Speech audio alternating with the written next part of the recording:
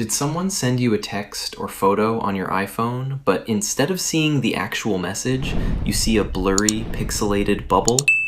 Don't worry, that's an invisible ink iMessage effect, and I'll show you exactly how to reveal the hidden message. First, open the Messages app on your iPhone. Now, open the conversation where you received the invisible ink message. As you can see here, the message is covered with these moving, blurry pixels, so I can't clearly read what's underneath. To reveal it, simply tap the blurred message with your finger. You can also swipe your finger across the message bubble.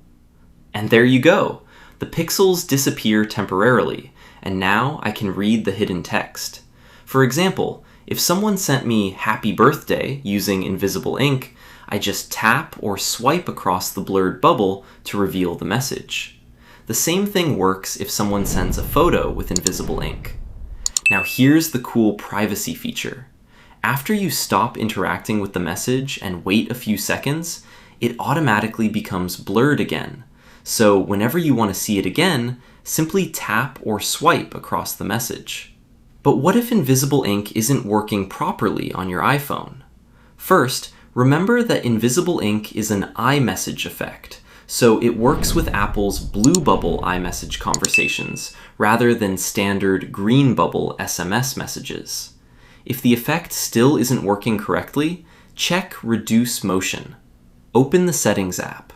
Scroll down and tap Accessibility. Tap Motion. Now check Reduce Motion.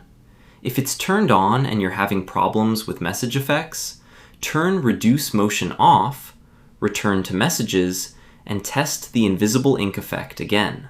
And that's it! Now you know how to reveal invisible ink messages on your iPhone and make them hidden again automatically. If this worked for you, comment "Found it" below. And if you have any other questions about iMessage effects, leave them in the comments. Thanks for watching, and I'll see you in the next video.